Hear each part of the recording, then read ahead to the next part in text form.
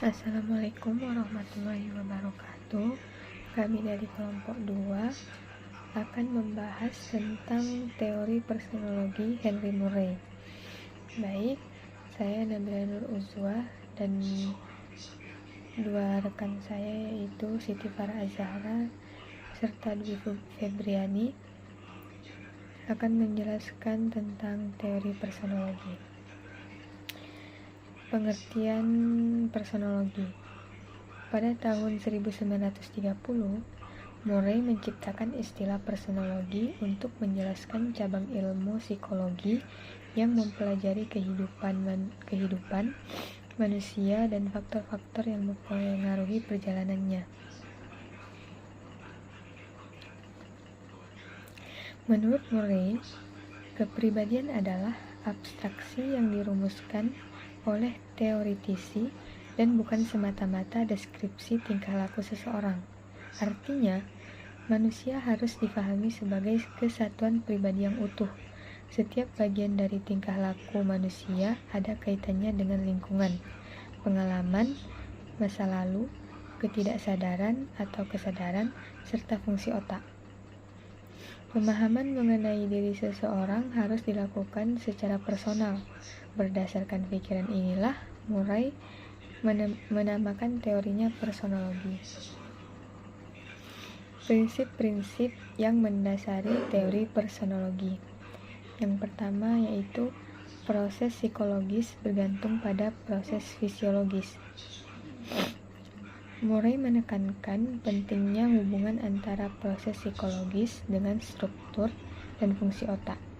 Adapun peranan otak dalam pembentukan kepribadian adalah kesadaran, daya ingat, sikap, keyakinan, perasaan, ketakutan, nilai-nilai, dan lain-lain. Nah, sekarang kita mengenal istilah no brain, no personality. Kepribadian berakar di otak yang mengatur dan mengarahkan kepribadian individu. Misal, stroke atau minuman keras dapat mengubah fungsi dari otak dan juga kepribadian.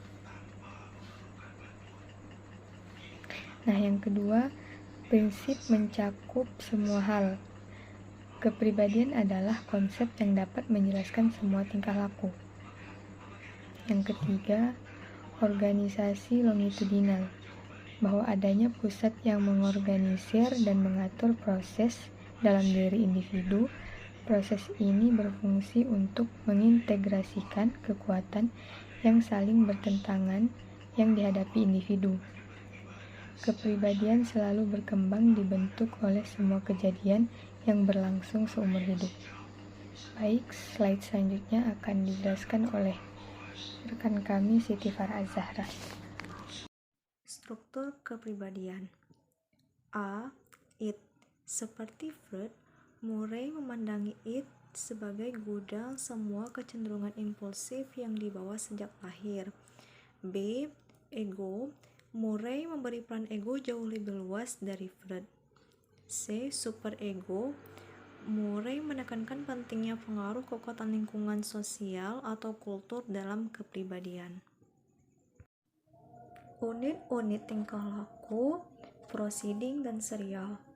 Unit-unit tingkah laku adalah interaksi yang waktunya terbatas antara individu dengan orang.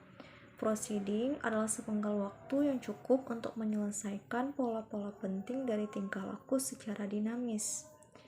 Serial adalah serangkaian proceeding sehingga merupakan unit tingkah laku yang lebih panjang. Di sini saya Dwi Febriani. Di sini saya ingin menjelaskan sedikit tentang ordinasi, abilitas, dan prestasi. Ordinasi adalah proses mental tinggi yang dipakai seseorang untuk memilih rancangan aksi untuk mencapai tujuan yang diinginkan dan menempatkan pilihan rencana itu ke dalam operasi. Ordinasi mempunyai dua komponen, serial, program, dan skedul. Abilitas dan prestasi seseorang adalah bagian kepribadian yang penting seperti keterampilan mekanik, induktif, prestasi intelektual, dan tingkah laku seksual.